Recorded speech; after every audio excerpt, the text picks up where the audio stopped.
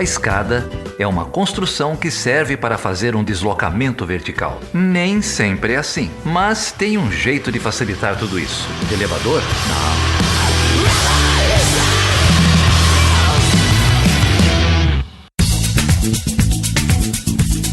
Não. Maria Júlia Vergueiro. Tudo bem, Maju?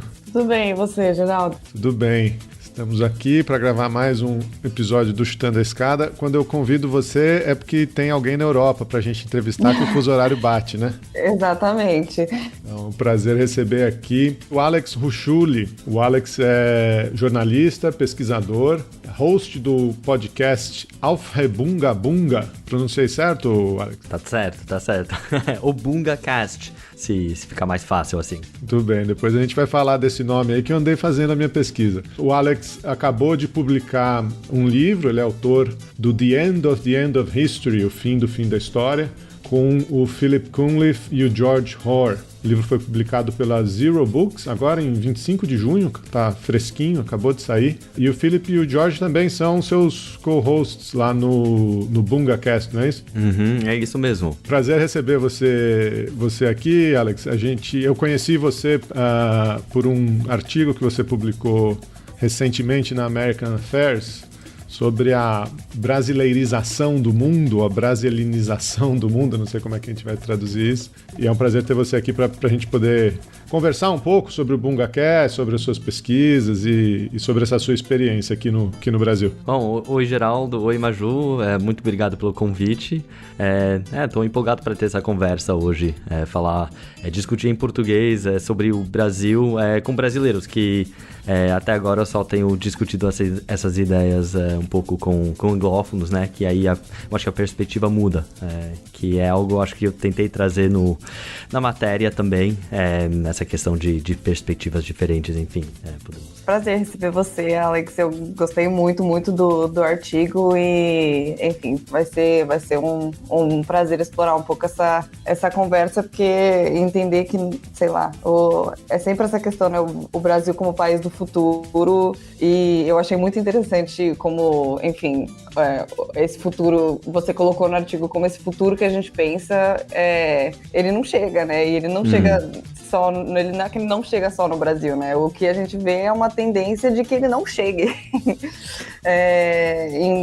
Ou que se ele chegou em algum dia, que ele deixe de se realizar em vários lugares, né? Enfim, eu fiquei muito curiosa também para essa conversa, estou animada. Alex, eu queria... Normalmente aqui no Chutando a Escada a gente começa com uma biografiazinha do convidado, entender um pouco quem é esse pesquisador ou esse autor, e acho que o seu caso ele é muito curioso, né? Eu acabei de falar, não conhecia o seu trabalho, acho que vamos falar mais aqui do BungaCast, mas conta pra gente um pouco, cara, quem é você e como é que você veio parar em São Paulo, como é que você veio parar no Brasil? Bom, um assunto um pouco interessante, eu acho, mas vamos lá. Eu estudei na Inglaterra, eu cresci na Europa, mas minha mãe é brasileira, eu nasci em São Paulo, mas nunca tinha morado lá. E eu estudei Relações Internacionais em Londres, e aí continuei com mestrado em Sociologia. E aí passei vários anos na Inglaterra, escrevendo um pouco e tal, mas aí decidi mudar para o Brasil num momento ótimo pelo qual o Brasil estava passando, bem no começo de 2016.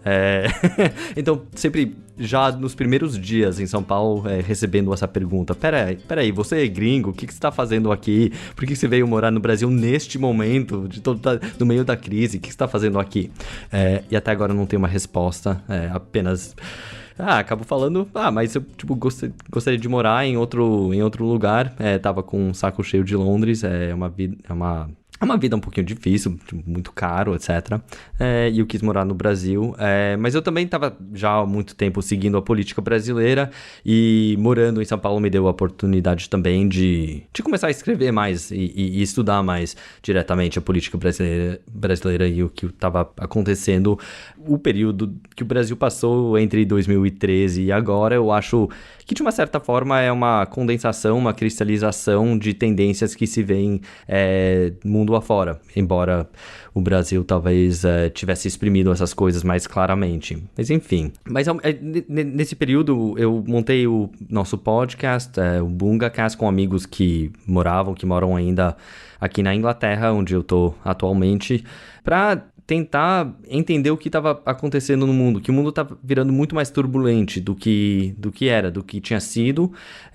Eu tenho 30 e tantos anos, crescendo num mundo em que não tinha política. Assim, pelo menos na Europa, não tinha conflito político. A esquerda se manifestava em formas, eu achava, sem muito efeito, enfim, tipo, seja os protestos anti-guerra ou o movimento anti-globalista, todos esses protestos um pouquinho carnivalescos que não levavam a nada, e eu senti uma frustração profunda com isso. Aí, de repente, parecia que tudo mudou, especialmente naquele ano 2016, com o Brexit, com a eleição do Trump. E a gente foi pensando, discutindo isso e decidimos montar um podcast para trazer essa perspectiva que eu acho que se falava pouco. Se falava pouco dessa noção de que o mundo que conhecíamos do fim da Guerra Fria até aquele ponto ia se transformando, e de tentar descrever essas transformações. Eu fiquei muito curioso, fui ouvir o BungaCast. Tem um paralelismo muito curioso. A gente começou o Chutando a Escada também em 2017. A gente acabou de completar 4 anos, publicamos nosso episódio 200 há pouco tempo e no feed de vocês acabaram de publicar essa semana também o episódio 200 do BungaCast.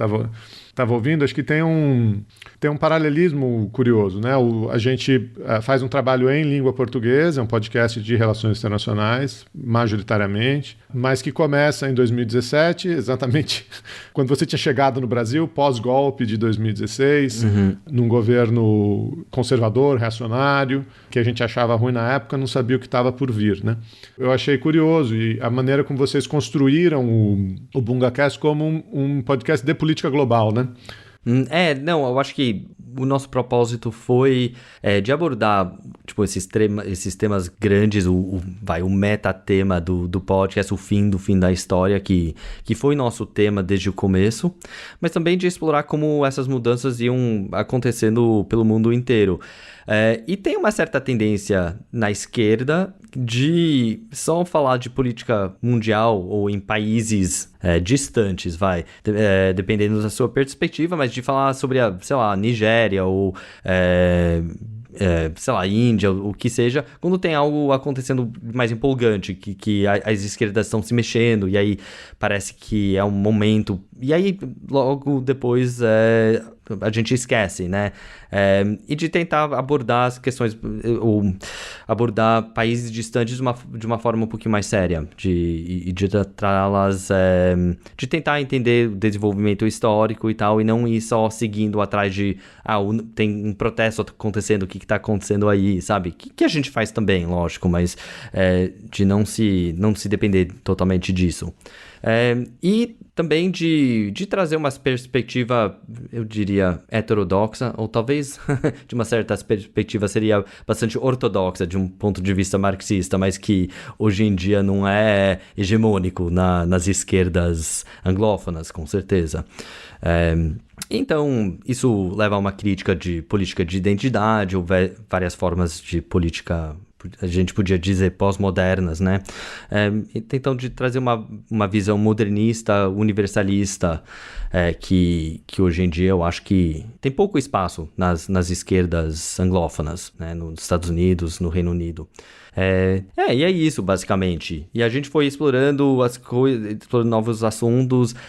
Uma coisa que acabou recorrendo bastante era... Bom, duas coisas que eu queria destacar. Um é o suposto fim do neoliberalismo, que a gente vem discutindo já há muito tempo, e eu acho que vemos já, não no Brasil, que ali é um típico índice de atraso brasileiro, que com o Paulo Guedes você tem um ultra neoliberal, justamente no momento em que o mundo mais desenvolvido está tentando encontrar novas formas de gestionar a economia.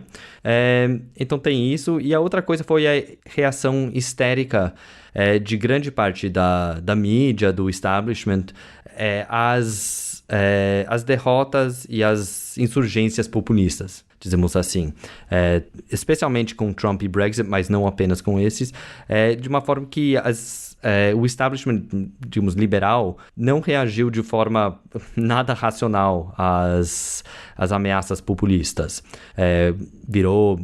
Teve os casos do chamado Russiagate, né? Das acusações de que o Putin interferiu com a eleição nos Estados Unidos, com Brexit, etc.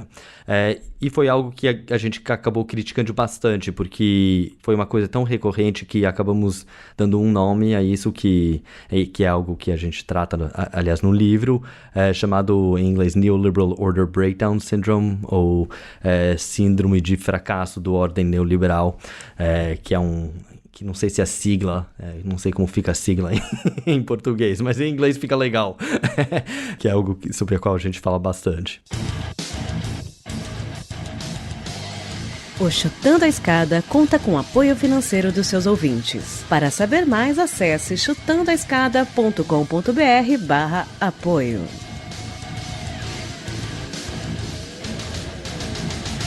Bom, para os ouvintes que não sabem ou não se lembram, né, esse termo fim da história foi um termo criado, ou, enfim, que se tornou famoso no final dos anos 80, com um autor americano chamado Francis Fukuyama, que escreve sobre o fim da história e o último homem, né? E o argumento do Fukuyama, um argumento teleológico naquele momento, é de que a história da humanidade é evolutiva e a história da humanidade teria chegado na sua forma máxima de evolução, que seria materializada no modelo de democracia liberal e no modelo de economia de mercado, né?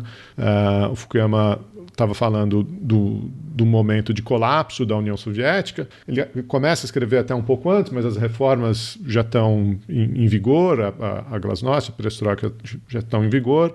A União Soviética se esfacelaria, né, se desmembraria em 1991, e o Fukuyama diz ali que não haveriam outros desafiantes ao modelo de organização da sociedade disposto pela democracia liberal e pela economia de mercado, né? Apesar desses modelos não estarem universalizados naquele momento, a gente ainda tinha resquícios do que na visão dele eram sociedades atrasadas, nenhum outro modelo poderia questionar a dominância, a superioridade, a prevalência das economias de mercado. E aí isso chegaria no que o Alex está dizendo, né? No fim da história, não há mais política, no fim da política. Toda a história ia se desenvolver dentro desse arcabouço, dentro dessa estrutura de democracias de mercado, né? Isso teve um impacto no Terceiro Mundo, na América Latina, com reformas liberais lideradas por grandes organismos internacionais,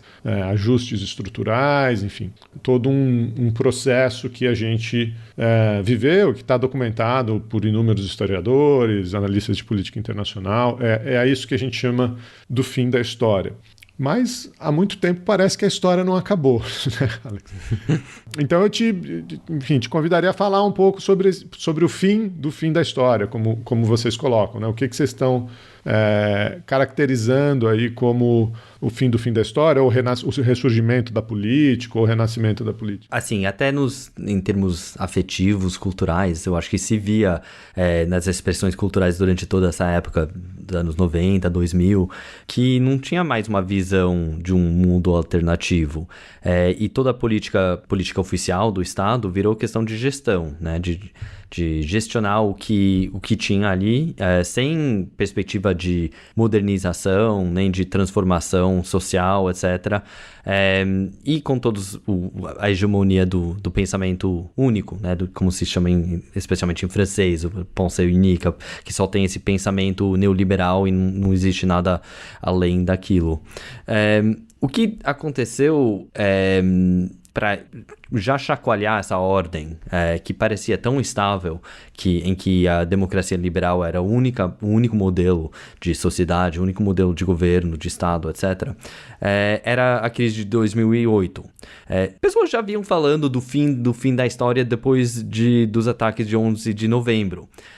Mas, afinal, os atentados islamistas não propunham um modelo diferente, um mais avançado de sociedade. Não era um comunismo que ia conquistar o mundo e que ia ser um tipo de sociedade mais desenvolvida, mais avançada do que o capitalismo.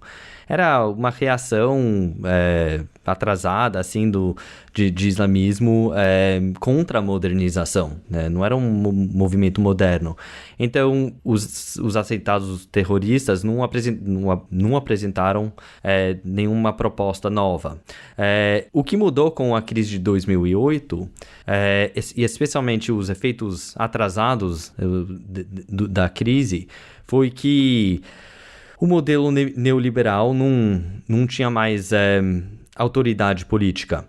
E isso se expressou mais nas revoltas populistas. E teve populismo de esquerda nas ocupações das praças na Espanha, na Grécia, durante a Eurocrise, como se chama, e também, especialmente como já falei, bem no núcleo do capitalismo mundial, com a eleição de Trump, de Brexit, e também a esquerda com o Bernie Sanders, com o Jeremy Corbyn na Inglaterra, que isso era visto como algo impossível até, não só imprevisível, mas impossível naquele novo mundo sem fronteiras, sem barreiras de uma globalização fluida e que ia dominar o mundo.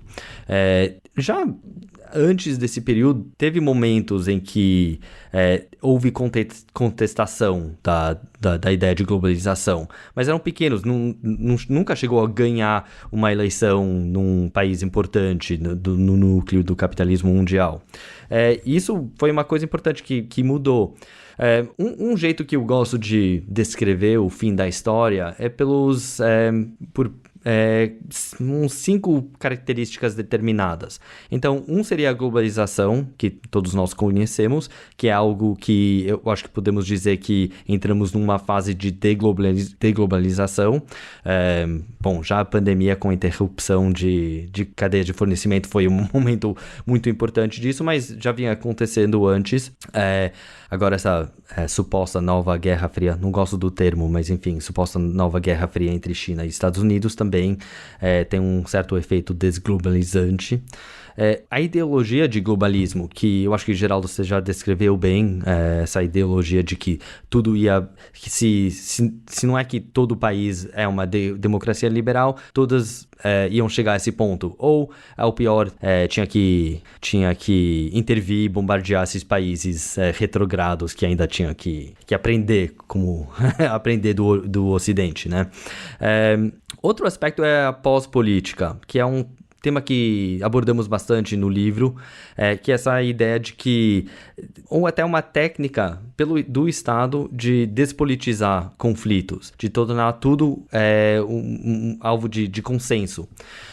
Que é algo que até ouvimos no Brasil durante o período lulista, embora tinha sido um governo mais de esquerda, mesmo ali teve uma certa despolitização. Então é algo que ocorreu pelo mundo inteiro. Com o fracasso do comunismo, com a derrota histórica do movimento trabalhador, não teve mais uma grande alternativa, o que levou a uma diminuição do espaço da política. Virou um combate entre uma centro-esquerda neoliberal e uma centro-direita neoliberal, com poucas diferenças entre elas. E a pós-política é justamente isso, a forma em que a política se desenrolou durante esse tempo, sem conflito aberto, sem grandes alternativas, e em que as grandes decisões políticas foram terceirizadas.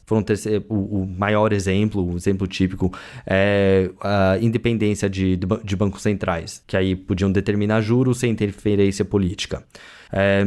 Isso também, eu acho que já vimos o fim dessa forma pós-política, até que as elites políticas acabaram absorvendo, cooptando certas pautas e atitudes populistas. Então, se vê, para trazer um exemplo da Inglaterra, onde eu estou atualmente, teve essa revolta populista na forma do Brexit, da saída do país da União Europeia, a União Europeia sendo a melhor e a maior construção pós-política que o mundo já viu, uma forma de gestionar a política sem as massas.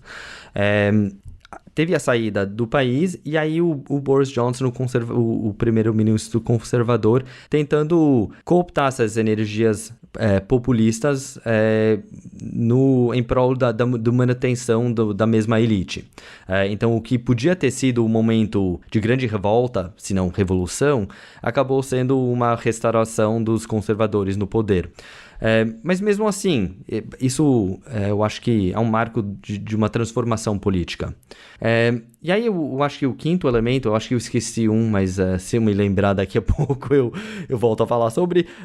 O último elemento é o realismo capitalista, um termo inventado pelo teorista social Mark Fisher, que é um mundo em que não só não há mais alternativa, mas nem sequer conseguimos imaginar um mundo alternativo. E esse é o único elemento que nos sobrou do fim da história. Então, todos esses outros elementos, pós-política, globalismo, globalização, já estão no passado, ou estamos passando por eles, deixando atrás esses elementos. A única coisa que nos resta é esse capitalismo, o realismo capitalista, em que temos dificuldade de imaginar um novo mundo. É só declínio, retrocesso, degradação, desastre que temos pela frente. É a única coisa que temos como imaginar.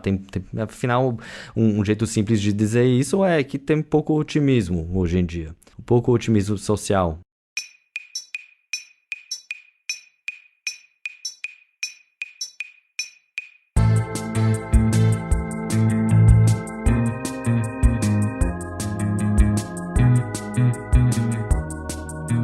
Eu fiquei pensando nesses pontos que você elencou, Alex, e já tentando talvez trazer um gancho para pensar América Latina e para pensar Brasil especificamente, né? Porque você colocou a crise de 2008 como esse marco em que as coisas começam a mudar e tudo isso, e falou dos efeitos retrógrados da crise e tudo isso. Mas parando para pensar, tentando pensar no Brasil de 2008, tava tudo lindo, maravilhoso, uhum. né? E guardadas as devidas proporções, pensando no que a gente tem hoje, né? Principalmente. Só que também, partindo da sua análise, também não era você não podia ver como alternativa, né? O que acontecia no Brasil, no final das contas, era enfim, o PT ele precisou se adequar a uma esquerda neoliberal, em muita medida neoextrativista, muito mais do que talvez já tenha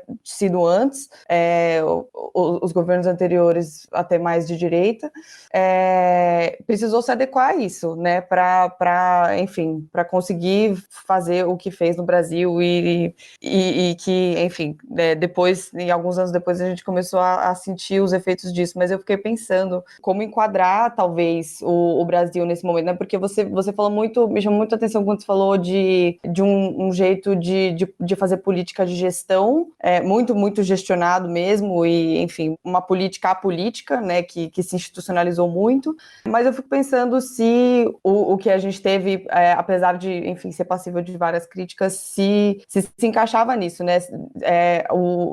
Por exemplo, os governos do PT, principalmente, acho que talvez principalmente o primeiro e o segundo governo Lula, também se acha que se aplicavam nisso, ou se talvez, se em maior ou menor medida, se talvez isso também não esteja ligado com o fato que talvez essa onda populista, ela chegou no Brasil depois muito mais, não sei se muito mais forte, mas enfim, de uma forma muito emblemática, tanto em relação ao resto da América Latina quanto talvez do mundo, né? Porque é isso, mesmo diante de outras lideranças populistas, No final das contas, nenhuma delas fez o que o Bolsonaro fez, por exemplo, na gestão da pandemia do Brasil, né? Então, eu não sei, eu fiquei tentando pensar nessas continuidades e nessas rupturas desses movimentos que você falou a partir da época da crise de 2008 até hoje, assim, eu queria entender como você... E aí, talvez também já puxando uma ponte para a gente falar do seu artigo. Acho muito interessante, é uma boa pergunta, e eu tenho dificuldade de fazer essas coisas encaixarem, porque a linha do tempo que o Brasil segue nos parece um pouquinho, não exatamente encaixada no pensamento que é derivado na base da experiência dos Estados Unidos, da União Europeia, etc. Eu vou tentar fazer, trazer um pouquinho quais são as semelhanças e aí falar também um pouquinho sobre as rupturas, porque justamente tem vários momentos que parecem ser um pouquinho diferentes, né? O momento de redemocratização, para começar ali, aí se encaixa mais ou menos na história da fim da história, né? Nesse conto em que tem uma democratização porque as antigas ditaduras, que eram muitas vezes apoiadas pelos Estados Unidos, não eram mais necessárias como medidas anticomunistas, né? Então o Brasil ali se encaixa nessa história de democratização. Mas ao mesmo tempo, você tem o desenvolvimento e crescimento do último grande partido social-democrata do mundo, na forma do PT, que é uma novidade impressionante no caso do Brasil, e que não faz muito sentido, porque não era para acontecer assim. Pelo mundo inteiro você tem ou a derrota ou o declínio dos partidos social-democratas, agora já muito avançado, mas na época também se começava a ver as derrotas do Partido Trabalhista na Inglaterra, por exemplo, e o avanço do neoliberalismo sob a Margaret Thatcher. E então ali é um pouquinho diferente, mas o que houve de semelhança era a manutenção em termos gerais da gestão macroeconômica do Lula herdada do FHC, né? Então ali, é uma coisa que tem uma forte continuidade. A onda progressista da América Latina, eu acho que dá para se entender de uma certa forma, de uma forma de absorver a energia crítica ao neoliberalismo, as revoltas contra o neoliberalismo, especialmente na Argentina e na Venezuela, um pouquinho menos no Brasil, mas mesmo assim, sem testar os limites dessa mesma ordem. Então, eu acho que olhando para trás agora, dá para entender esses governos como formas de neoliberalismo progressista ou neoliberalismo de esquerda. Então, nesse sentido, não é muito diferente dos governos, por exemplo, do Gerhard Schröder na Alemanha ou do Tony Blair na Inglaterra, só que com uma diferença importante que é a vasta desigualdade na América Latina, que não permitia mais esses mesmos ataques, essas mesmas contra-reformas neoliberais. Então, sim, tem diferenças, mas também não é que a América Latina durante esse período da década de 90, 2000, 2010 fosse dominada por movimentos comunistas ou, sei lá, socialistas alternativos que propunham uma mudança dramática no quadro do mundo. Aí, na questão do populismo, aí eu acho que eu não usaria o mesmo termo para tratar de um Bolsonaro em comparação com um Trump ou um Salvini ou até um Berlusconi antigamente, na década de 90 e 2000 na Itália. A diferença importante é que após o populismo... O populismo é um termo que se usa para descrever vários movimentos, vários momentos históricos, desde a Rússia do fim do século XIX até o Trump, né? Então, coisas que parecem não ter nada a ver um com o outro. O jeito que eu vejo o populismo na Europa é como uma sombra do pós-populismo. É a forma necessária que assume a reação contra a pós-política, contra a gestão tecnocrática da política. Então, um jeito de não sei como dizer isso exatamente, mas de propor de parecer uma alternativa de reivindicar uma certa revolta sem mudar nada. E é uma coisa que acontece mais no plano político e cultural em vez de econômico. Então é um jeito de desafiar as elites em termos políticos, de reintroduzir de certa forma a política, de repolitizar, sem trazer novas pautas econômicas ou sociais. O que é algo que não se transfere para o Brasil tão facilmente. Eu acho que, não sei o que você acha, mas eu não sei se o que eu descrevi em termos do populismo, o neopopulismo contemporâneo na Europa, se encaixa na sua visão do Brasil, porque para mim são coisas um pouquinho distintas.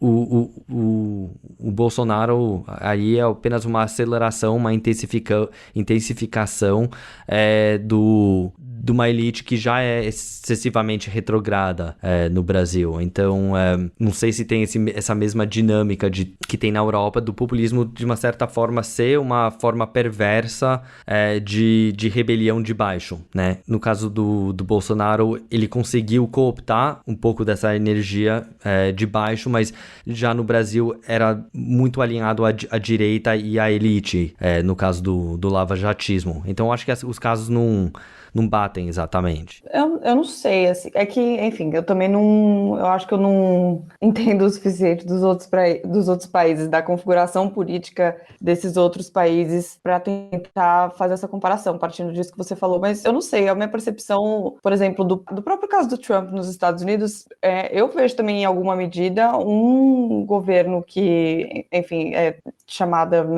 comumente de populista, que teve algum alinhamento com as elites, ou você acha que no caso, para entender melhor o que você está falando, que no caso desses outros países, essa força, esse motor antipolítico, ele veio mais de baixo para cima do que no caso do Brasil, é isso? Um pouco.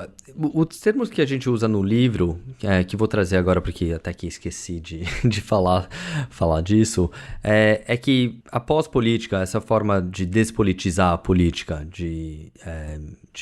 da gestão tomar o lugar da política, foi combatida, foi contrariada pela antipolítica. Algo que conhecemos bem no Brasil, mas eu vejo a antipolítica como uma revolta contra o establishment político, que vem de baixo, e que tem no seu núcleo um aspecto politizador, por criar discordância, para criar dissenso entre povo e Estado, entre cidadão e governo, etc. Que é a base da política, é o núcleo da política. Aí tem muita coisa colocada em cima, mas isso é o núcleo aí. Então a antipolítica surge para combater a pós-política. Infelizmente, a antipolítica também tem uma forma despolitizadora, no fato que ela retira toda a autoridade política, não só do sistema político oficial, formal, etc., o Congresso e tudo isso, mas de todo o movimento político, que eu acho que se viu muito no movimento pelo impeachment da Dilma, no lavajatismo, até bem no começo de junho de 2013. Um aspecto que, bom, o que eu acho que todos seus ouvintes já conhecem muito bem, né? O aspecto antipolítico desde junho para frente. Que tem um efeito de retirar a autoridade política, a legitimidade política de qualquer movimento político, mesmo sendo um movimento alternativo, de esquerda, etc. Nesse sentido, eu vejo o populismo como a forma dos de cima absorverem ou cooptarem um pouco essa energia antipolítica que vem originalmente de baixo como uma revolta contra o sistema político. E o Trump fez isso, com certeza, e o Bolsonaro fez isso também. Nesse sentido, tem com certeza uma grande semelhança entre eles.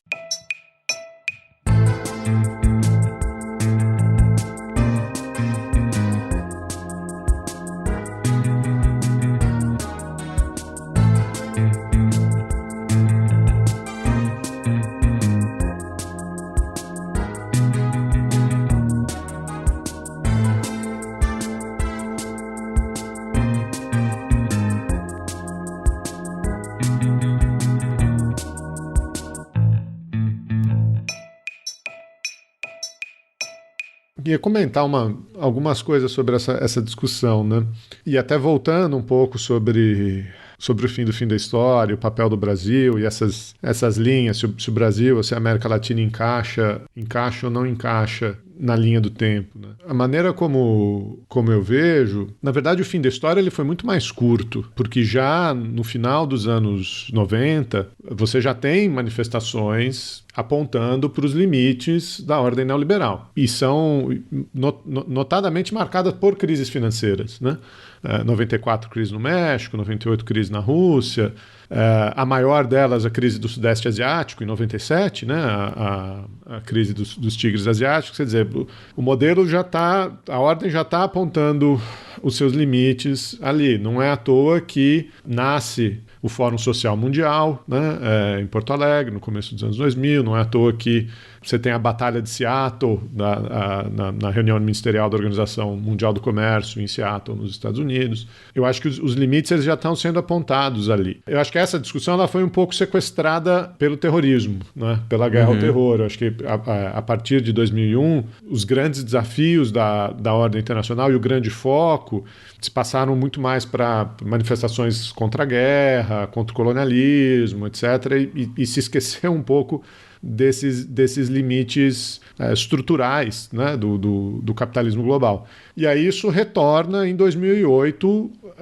com muita força, né? Em 2007, 2008, com a crise, com o Occupy, com tudo que a gente viu a partir dali. Agora, a trajetória do Brasil, e num certo sentido da América Latina, ela é um pouco anterior, porque nós passamos por um ajuste estrutural e por programas de austeridade muito fortes nos anos 80 e nos anos 90, que mostraram seus limites. Então, eu acho que a chamada onda rosa, né, o que aqui a gente chama de onda rosa, mas a eleição desses governos de centro-esquerda, ou que você está chamando de uma esquerda neoliberal, ela é curiosa, porque ela já é reação ao limite da ordem, ao limite dessa política como gestão, né? Mas ela não escapa da política como gestão, né? Porque existe alternância política, os governos são mais de esquerda ou mais progressistas, mas em muitos casos não conseguem se livrar da gestão, principalmente da política macroeconômica. E aí, como a Maju ressaltou, é uma esquerda neostrativista. Ela tem um aspecto um pouco mais progressista, ela começa a incluir pessoas, né, a cidadania pelo mercado, né, enfim, você tem mas ela já é reação, só que a nossa reação vem antes, né, a reação no centro, no Ocidente, ela vai vir de 2008 para frente, né, ela vai vir com Obama, enfim, etc. Agora, o que eu também acho curioso, e aí acho que amarra com o que você estava falando de pós-política, antipolítica, e para voltar ao que eu estava falando, quer dizer, os limites da ordem eles já estavam dados há muito tempo. Quando as esquerdas mundiais se mobilizam no Fórum Social Mundial, ou se mobilizam contra uma reunião ministerial da OMC, elas já estão apontando o limite, mas naquele momento são as esquerdas que estão apontando o limite, né? O que eu acho que acontece de 2008 para frente, e com esse movimento antipolítico, é que esses mesmos limites, ou esses mesmos tensionamentos, eles são sequestrados pela direita, né? Porque, veja, o Occupy é contra o 1%, né? O Trump se elege falando de drain the swamp, né? De drenar o pântano. Quer dizer, o que é um discurso completamente hipócrita, mas é o mesmo discurso, é o discurso anti-establishment, né? Só que no caso dele ele é parte do establishment, mas é o mesmo discurso, né? E aqui isso aconteceu, né? Quer dizer, os movimentos de 2013 inicialmente foram liderados por uma esquerda progressista, pedindo liberdade, passe livre, liberdade de mobilização, etc., contra a Copa do Mundo, contra as grandes corporações, e foram sequestrados por uma direita raivosa, por uma direita antipolítica, né? Que leva ao lavajatismo, que leva à anticorrupção, que leva a um candidato como Bolsonaro dizendo que ele não é político, que ele é a nova política. Como o cara é a nova política? Ele está no Congresso há 30 anos, né? A família inteira dele é política, quer dizer... Mas é a mesma coisa a mesma lógica do anti-establishment, né? Então, acho que a percepção que eu tenho um pouco é que esses movimentos eles vão sendo sequestrados por outros grupos, né? Essas tensões que estão ali, que são tensões estruturais, e acho que esse é que é o interessante da análise, que eu imagino, eu não li o livro, mas eu imagino que vocês façam no livro, mas que você faz no artigo sobre o Brasil, porque a gente pode ficar discutindo a mudança dos governos, mas tem um elemento estrutural ali. Sim, eu acho muito importante o que você colocou, que é justamente essa ideia de que a crise, não só do neoliberalismo, mas talvez de uma crise mais fundamental ainda, crise da modernização, crise...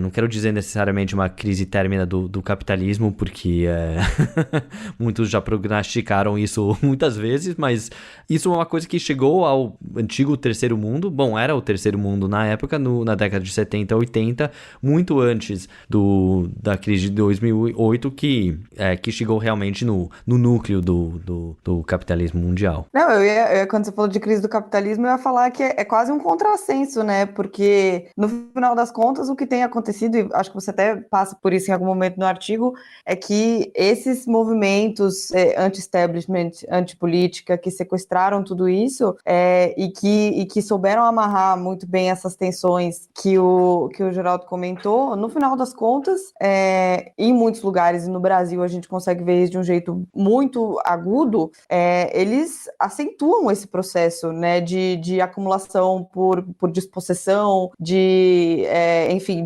desse capitalismo selvagem que já estava sendo questionado, enfim, pensando toda essa trajetória histórica de movimento de esquerda que o Geraldo colocou, né? Então, é muito louco como essa direita capturou essas coisas, né?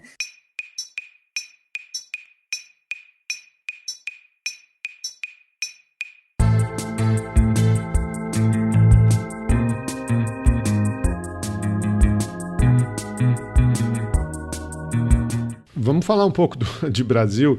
Enfim, a gente já acabou falando de Brasil ao longo da conversa. O seu artigo ele tem uma análise da estrutura social brasileira, né? Econômico-social brasileira, muito acertada. E aí você projeta isso, né, para o que está acontecendo no Ocidente hoje em dia. E a outra coisa que me impressionou muito é um trabalho um pouco de história das ideias, né, do Brasil e da sociedade brasileira que você resgata ali. Eu fiquei muito impressionado com esse resgate historiográfico e intelectual que você fez. Eu queria que você explicasse para os ouvintes, então, o que é esse diagnóstico e até histórico que você fez da sociedade brasileira, das relações de classe, das relações econômicas, e como é que você está projetando isso, né? O que você está chamando da brasileirização do mundo? Né? Bem, eu comecei já há vários anos pensando sobre essa ideia de que o norte global vinha se transformando um pouquinho no sul global, ou que os países mais desenvolvidos também começavam a parecer menos desenvolvidos. Que, primeiramente, em termos políticos, que se vê uma desorganização política, crescente corrupção ou instrumentalização do Estado, os temas de antipolítica e populismo que acabamos de tratar agora. E também o fundamento disso é a crescente desigualdade, oligarquia, privatização de espaço público, também quanto privatização econômica. E esses aspectos, assim, eu comecei a pensar isso em termos de brasileirização, ou do jeito do qual o mundo mais desenvolvido estava mostrando aspectos que conhecemos do Brasil. Aí eu encontrei um belo ensaio do Paulo Arantes, do filósofo brasileiro, que escreveu uma matéria em 2004 chamada a Fratura Brasileira do Mundo, que é um ensaio maravilhoso, e roubei muitas ideias dele, então já colocando isso. E o que eu tentei fazer, trazer um pouquinho essas ideias para um público anglófono que conhece pouco essas ideias, essa perspectiva brasileira sobre uma modernização incompleta, que eu acho que é um quadro compartilhado por grande parte do mundo, mas não nos países mais desenvolvidos. Então é algo que eu achei importante trazer. E finalmente acrescentar umas novidades ali e de certa forma historizar o trabalho do Paulo Arantes, porque esse ensaio foi escrito em 2004, no auge da globalização, e ele trata, o cerne do ensaio é essa ideia de que o mundo pós-moderno contemporâneo tem um encontro com uma certa essência brasileira. Ou seja, se o mundo pós-moderno é um mundo em que o trabalho formal não é mais hegemônico ou está em retrocesso, em que a precarização está crescendo, o país onde a precarização é emblemática de relações de trabalho é no Brasil, que chegou apenas a ter relações chamadas fordistas, né, de trabalho relativamente bem pago, formal, a longo prazo, etc., que já não existe mais por motivos de austeridade neoliberal, de transformação tecnológica, de contra-ataques neoliberais e também uma desindustrialização precoce. Então, a brasileirização acaba significando justamente esse encontro entre um Brasil que é moderno, mas ao mesmo tempo insuficientemente moderno, com um mundo que também se encontra na mesma posição,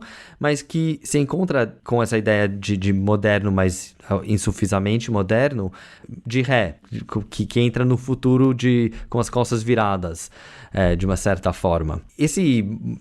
Essa semelhança entre o que é Brasil, o que significa Brasil e o mundo contemporâneo, também se encontra em aspectos culturais, né? Então, o que o Arantes já descreveu há mais de 15 anos, 17 anos agora, é essa ideia de características brasileiras, tipo, estereotípicas que conhecemos bem, tipo, acomodação, flexibilidade, tolerância, etc., que são frutos de um certo padrão de desenvolvimento, até de frustração com o fato que as leis não pegam, por exemplo. As leis não pegam, então você se adapta, você se vira, né? Que é uma coisa que, de mais e mais, vem sendo o padrão de comportamento necessário no mundo neoliberal, flexibilizado, pós-moderno, etc. Então tem esse encontro. Aí o que eu quis fazer é adaptar e atualizar um pouquinho isso com certas ideias que já tratamos um pouco sobre essa questão de pós-política e antipolítica, que eu acho que o Brasil demonstra muito bem, especialmente por causa dessa ideia que Geraldo, você já trouxe, que a crise do neoliberalismo, ou até a crise da modernização, bateu no Brasil muito antes do que aconteceu na Europa, por exemplo.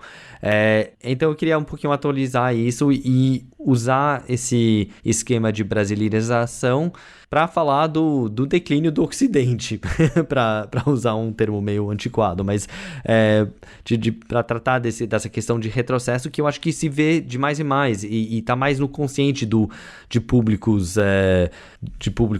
norte-americanos, europeus, que não dá mais para ignorar.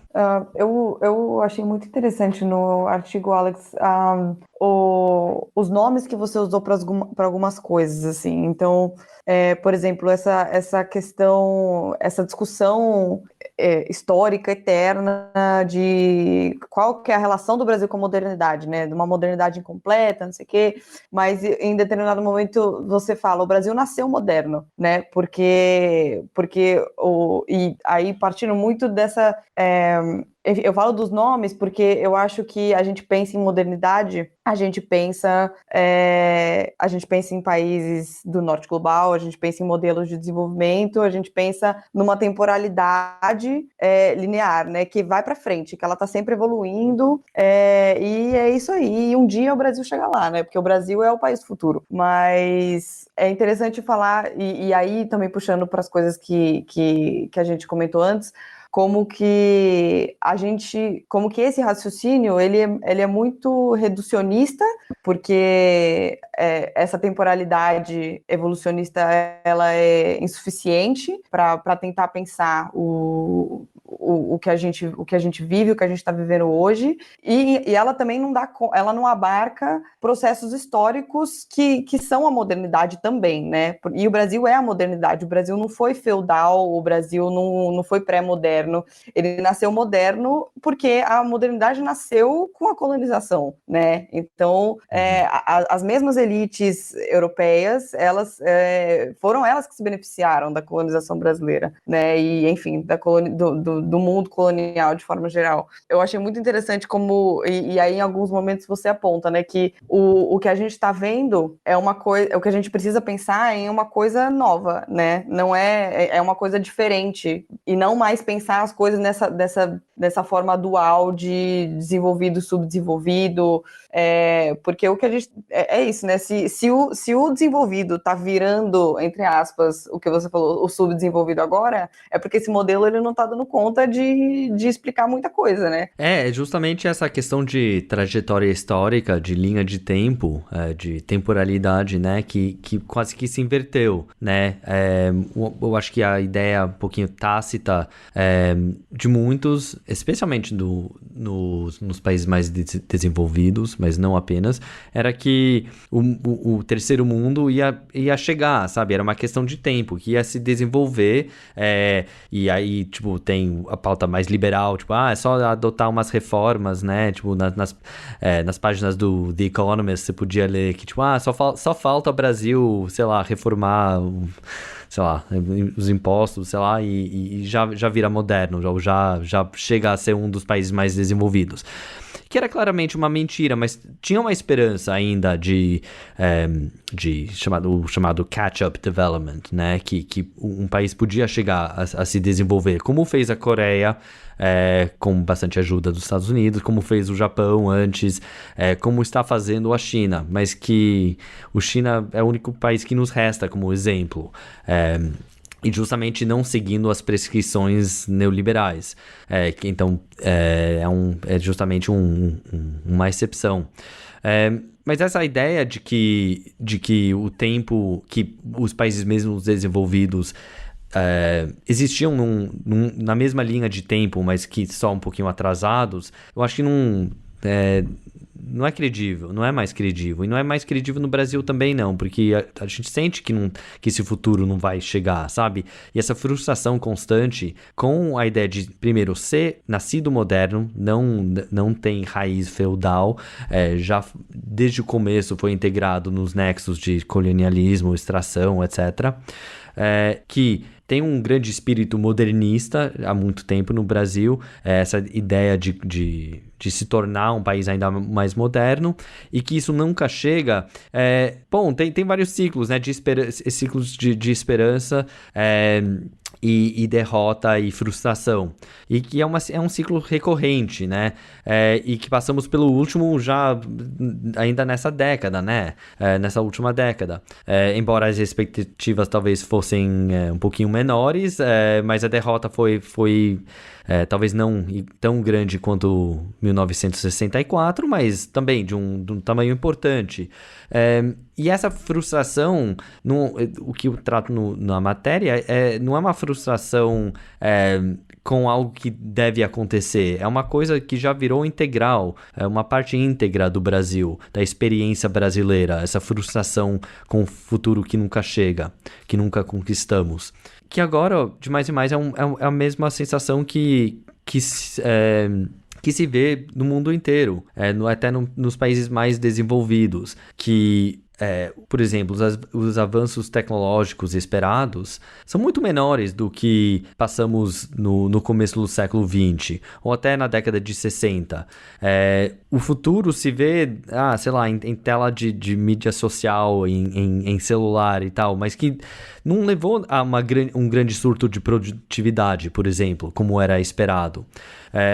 E politicamente também, a gente aqui, eu trato realmente da questão do fim da história, dessa sensação de que tudo está bloqueado, que que nada se resolve, não tem progresso, não tem grande catástrofe também não. A gente imagina, sonha até com catástrofes que nunca chegam.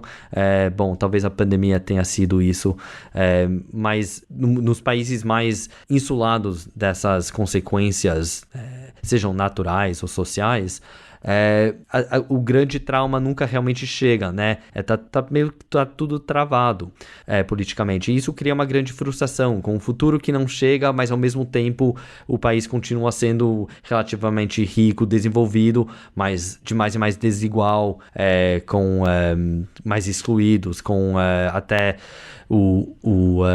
a cena urbana também mais periferizada, que nem no Brasil, etc. Então dá para se ver todos esses aspectos que a gente associa com a cena brasileira se desenvolvendo nos países mais ricos do mundo. Isso foi uma coisa que eu queria trazer também. O crescente cinismo que se vê nas teorias de conspiração, que conhecemos muitos no Brasil, porque nem precisa de teoria de conspiração, porque tem tanta conspiração real que, que não precisa de muita imaginação. Mas que é algo que se vê agora nos Estados Unidos muito, que, bom, ali tem uma grande tradição de teoria de conspiração, mas em outros países também. Até tem uma, como o Obama chamou, uma crise epistêmica, né? Uma crise em que não temos as mesmas bases de conhecimento, não compartilhamos as mesmas expectativas em termos de conhecimento. A gente não acredita o outro. E essa falta de confiança, tanto um no outro quanto em instituições, etc., é uma coisa que existe no Brasil há muito tempo, né? A gente não tem uma grande... Por isso que tem tanta ênfase em contato interpessoal, porque não dá para confiar numa instituição. E é algo que agora se vê também, um outro aspecto da brasileirização do mundo, esse crescente cinismo. O cinismo na política acontece tanto pelo lado da instrumentalização das elites e o fato que eles não propõem mais nada, né? Não tem mais sonho que eles tentam vender. É apenas gestão, né? Ou que as coisas não vão piorar. Ou a gente vai te proteger das piores consequências, mas você tá sozinho, sabe? A gente não vai te ajudar, nem vai tentar transformar a sociedade. Não tem nenhum grande futuro vendido. Isso é uma coisa típica do fim da história. E aí tem um crescente cinismo entre a população também. O que muda com o fim do fim da história é justamente que explode uma raiva com isso. Não é mais uma citação passiva do fato que as elites não prometem nada, mas beleza, agora eu não vou mais votar, sabe? Essa desconexão, essa retirada mútua entre o povo e a política, entre os cidadãos e o Estado. No mundo sem grandes promessas, mas em que a crise vira mais acentuada depois de 2008, você tem novos movimentos que propõem talvez uma certa forma de expectativa, seja com a Primavera Árabe, com os movimentos de populismo de esquerda, como Podemos na Espanha, ou Syriza na Grécia, o Bernie Sanders nos Estados Unidos, o Corbyn na Inglaterra, etc. Mas infelizmente o que parece ter acontecido era, em vez da volta da política, de uma volta de política de classe, isso acabou se fracassando e tornando guerra cultural. Algo que eu acho que conhecemos no Brasil também. Assim, tem pesquisadores que apontam que o conflito entre petismo e lavajatismo também não é necessariamente uma guerra de classe, mas uma guerra cultural entre fracções da classe média. Embora tenha participação do povo dos dois lados e da elite, fundamentalmente tem mais uma forma de guerra cultural. O que se vê especialmente nas redes sociais, que é o meio principal pelo qual as guerras culturais são mediadas. Qual a conexão aqui entre isso e a questão de cinismo? Eu acho que um aspecto que eu acho brasileiro também, então é uma forma de brasileirização do mundo, é essa coexistência entre cinismo e uma certa ingenuidade. E eu vejo o moralismo, por exemplo, como se exprimiu em relação à corrupção e as pautas anticorrupção, como uma forma de ingenuidade que coexiste com uma tolerância de corrupção, né? Que conhecemos muito bem. E é uma combinação um pouquinho perversa, paradoxal, talvez, entre o cinismo e a ingenuidade.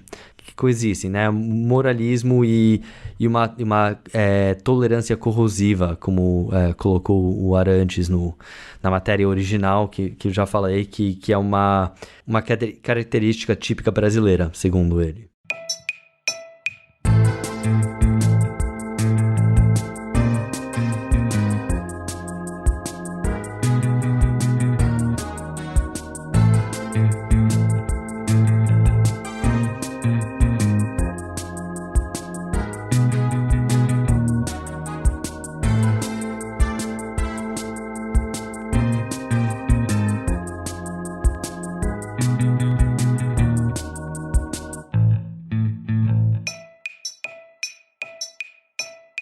Alex, voltando um pouco no seu próprio texto, quer dizer, a gente começa falando que o Brasil nasceu moderno, e vocês têm razão, a Maju ressaltou isso, ele nasce moderno, ele nasce incluído no colonialismo, e ele não tem o resquício feudal tradicional, mas, num certo sentido, a elite brasileira também nunca se modernizou, né? ou nunca se tornou independente desse colonialismo, né? E eu acho que você isso aponta. Então, a sociedade brasileira se desenvolveu sempre com uma elite, num certo sentido, preguiçosa, né? Ou numa elite mais relacionada, ou com mais conexões com os centros europeus, com os centros econômicos e com os centros de poder europeus e depois nos Estados Unidos, do que preocupada num desenvolvimento nacional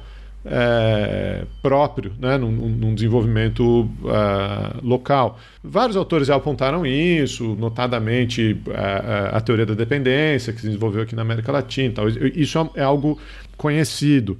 Eu acho que o que você traz, que eu acho... Quer dizer, o que isso gerou na sociedade brasileira, né? Isso gerou na sociedade brasileira um grau de precarização do trabalho constante, praticamente, por boa parte da história brasileira, níveis de desigualdade marcados na sociedade, né? Tanto regionalmente quanto nos centros urbanos, patrimonialismo, né? Clientelismo, tudo isso são características do desenvolvimento histórico brasileiro. E acho que aí é o que você aponta, como as condições estruturais do capitalismo global contemporâneo estão levando a isso, notadamente o desaparecimento do emprego formal e o aumento da precarização, né?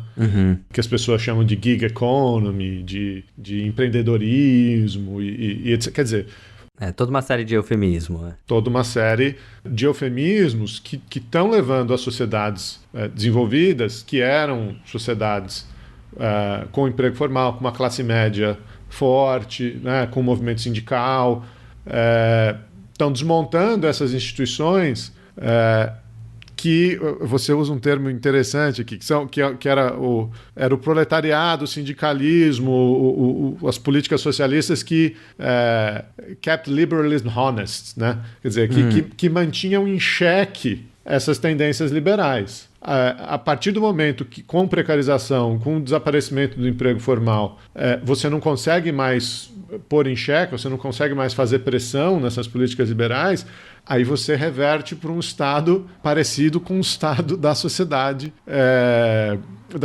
brasileira, né? Exatamente. Desigualdade crescente, oligarquia, privatização tanto de riqueza como de espaços públicos, né? Desaparecimento da classe média, patrimonialismo, clientelismo.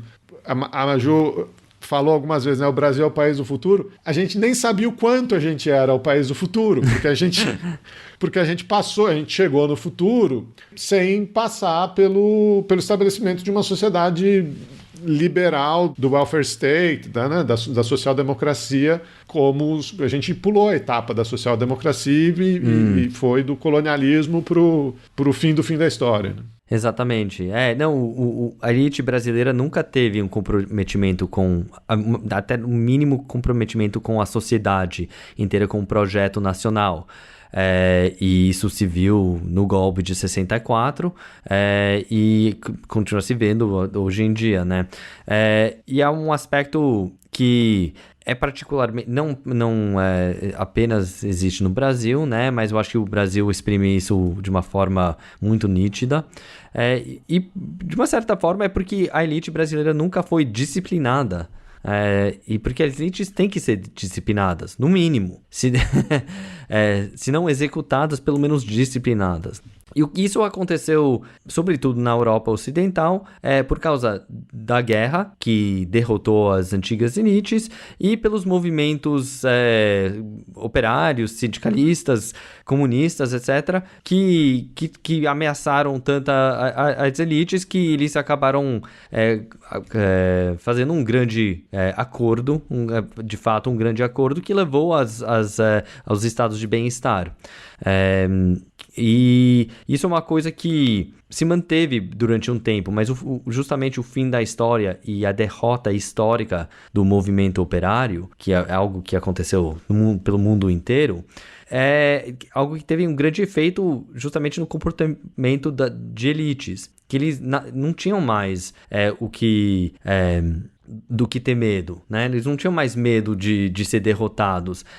Isso levou ao que o crítico social Christopher Lasch chamou da revolta das elites, que as elites perderam todo o comprometimento com a sociedade.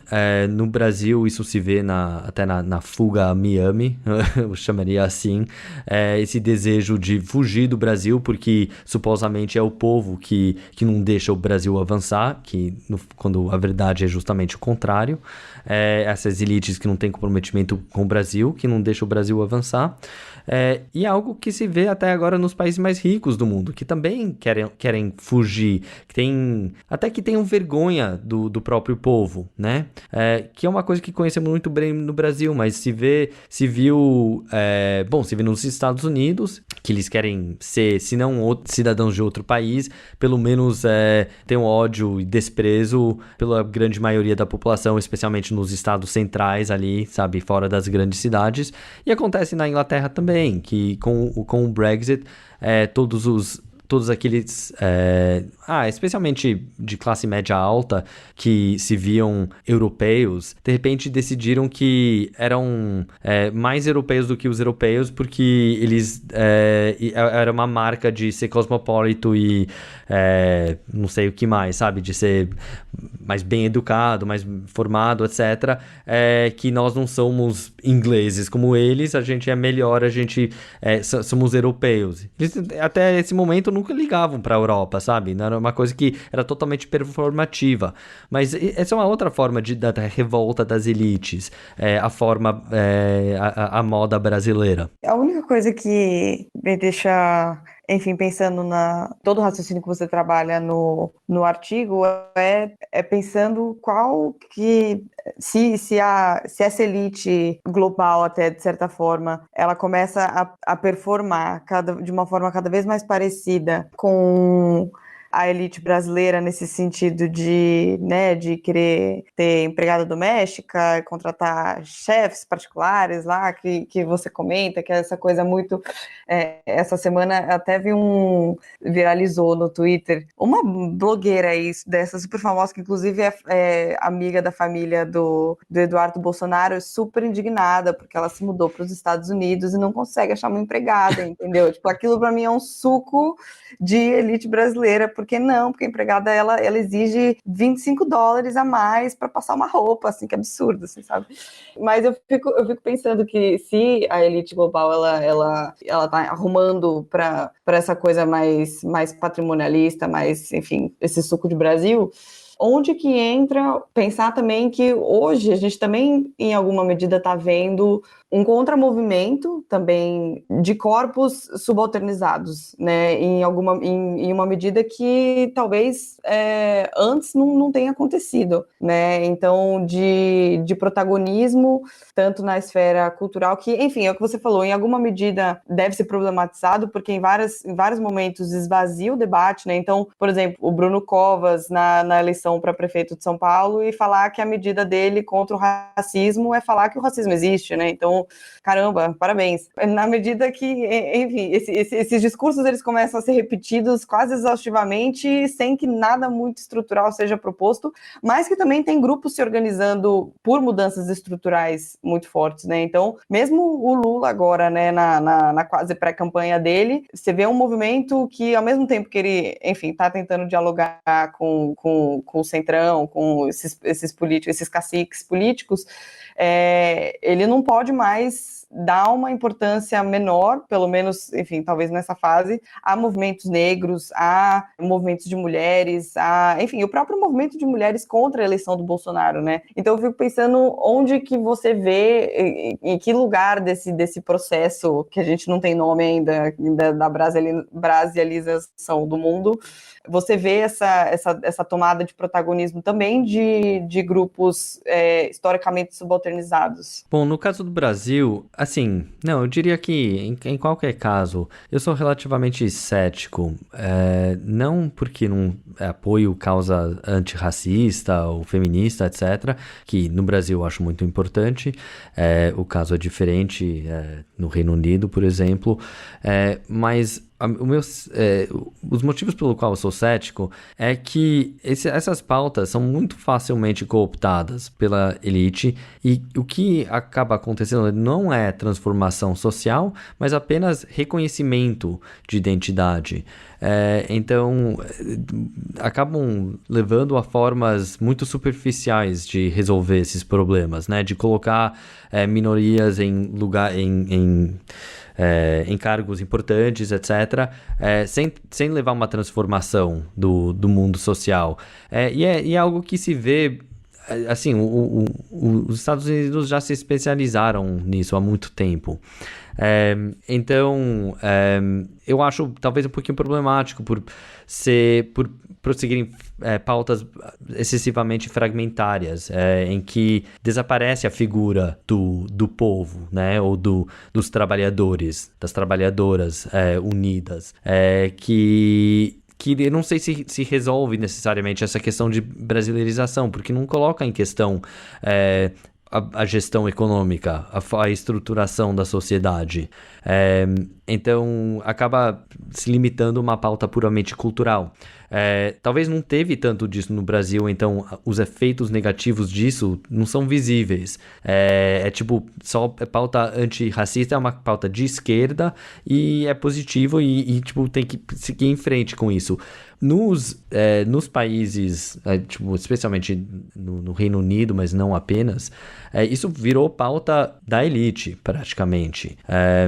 É a forma pela qual as elites ou uma das formas pelo qual as elites se legitimam. Elas usam as pautas feministas, antirracistas, etc., anti-homofobia, etc., para se pintarem de justos, etc. E isso é fortemente ligado com a ideologia ainda mais importante, que é a meritocracia. Então a ideia vamos livrar a sociedade de todo preconceito para que vocês podem competir no mercado, matar um ao outro para ascender socialmente, né? Então não tem uma visão de classe aí, de ascensão de classe, de avanço, sem nem falar de revolta ou revolução, nada disso, né? É apenas uma forma hiper-individualista de legitimar o sistema. Tiramos os preconceitos e agora vocês lá de baixo podem competir entre si para ter acesso aos escassos recursos que tem. Então eu sou relativamente cético a essas pautas culturais, porque embora sejam tem muita evidência da necessidade de antirracismo no Brasil, a forma que elas foram prosseguidas no nos países do norte, levaram a uma forma de neoliberalismo progressista que é totalmente antipopular. A gente tem um entendimento aqui, no Chutando da Escada, que essa discussão da esquerda tradicional, da esquerda identitária, é uma discussão que deveria ter sido superada já, né? O nosso entendimento é que elas não são discussões excludentes, necessariamente, né? Sem dúvida, a implementação dessa luta, desse ativismo, dessa luta, ela coloca questionamentos próprios e muitas vezes falta de resultados, né? Que eu acho que é um pouco isso que você tá apontando, que esse seu ceticismo.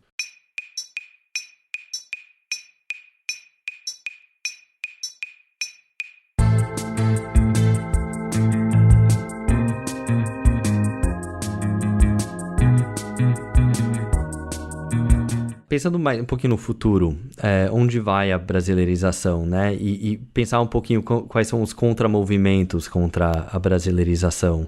Dos de baixo, eu acho muito importante, por exemplo, a organização do precariado, né? Que teve umas tentativas já no Brasil, que eu acho muito importante.